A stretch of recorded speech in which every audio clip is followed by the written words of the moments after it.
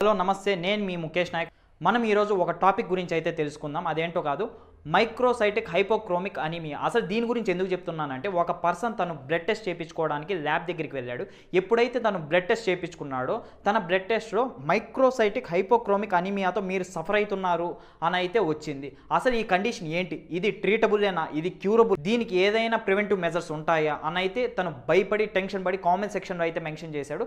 దాని గురించి complete video చేస్తున్నాను చూడండి.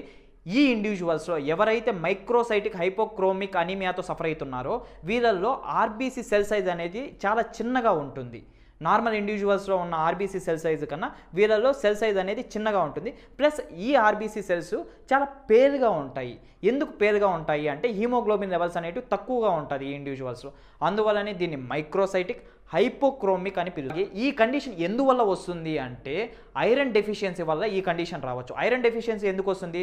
సరిగ్గా ఐరన్ రిచ్ ఫుడ్స్ తీసుకోకపోవడం వలన, లేదా మనం ఫుడ్ తీసుకున్నా కూడా బాడీ తగినంత అమౌంట్ ఆఫ్ ఐరన్ని అబ్జర్వ్ చేసుకోలేకపోయినా ఈ కండిషన్ అనేది వస్తుంది. దీంతోపాటు కొన్ని జెనెటిక్ డిసార్డర్స్లో ఆర్బీసీ ప్రొడక్షనే తక్కువగా ఉండొచ్చు, లేదా హీమోగ్లోబిన్ ప్రొడక్షన్ తగ్గిపోవచ్చు. కాబట్టి జెనెటిక్ కాజెస్ కూడా ఉంటాయి. అదే కాదు, రేర్ కండిషన్స్లో క్రోనిక్గా లెడ్ పాయిజనింగ్ జరిగినప్పుడు కూడా ఈ అనీమియానే రావచ్చు. అందువలన అండర్లైన్ కాజెస్ అనేటివి చాలా ఉన్నాయి. కాబట్టి మీ ఫిజిషియన్ని కన్సల్ట్ అయితే తను ఐడెంటిఫై చేస్తాడు అండర్లైన్ కాజ్ని. ఈ కండిషన్ని డయాగ్నోసిస్ ఏ విధంగా చేస్తాము అంటే, కంప్లీట్ బ్లడ్ పిక్చర్ చేయడం ద్వారా ఆర్బీసీ సెల్ సైజు తెలుసుకోవడం, దీంతోపాటు హీమోగ్లోబిన్ లెవెల్ ఎంత ఉందో తెలుసుకోవడం ద్వారా డయాగ్నోసిస్ చేయొచ్చు.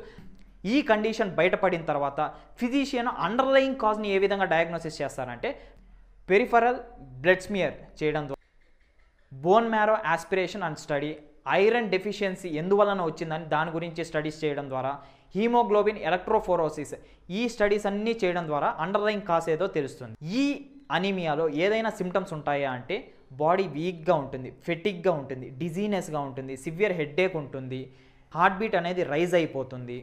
ఇవన్నీ సిమ్టమ్స్ అయితే ఉంటాయి. ఓకే, దీన్ని ఏ విధంగా ట్రీట్ చేసుకోవాలంటే, మీకు ఈ అనీమియా ఎందుకు వచ్చిందో అండర్లైన్ కాజ్ తెలుసుకొని దాన్ని ఎలిమినేట్ చేస్తేనే ఈ అనీమియా పోతుంది. కాబట్టి మీ ఫిజిషియన్ని కన్సల్ట్ అవ్వాల్సిందే.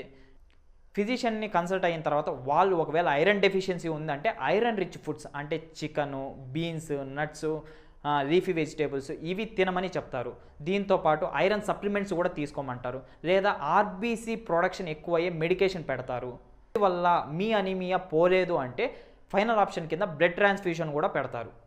అందువలన కంపల్సరీ మీ లోకల్గా ఉన్న హాస్పిటల్కి వెళ్ళి మీ ఫిజిషియన్తో మాట్లాడి అండర్లైన్ కాజ్ ఏదో తెలుసుకోండి, దాన్ని ఎలిమినేట్ చేయండి. అప్పుడు ఈ అనీమియాని క్యూర్ చేయొచ్చు, ట్రీట్ చేయొచ్చు. ఓకేనా?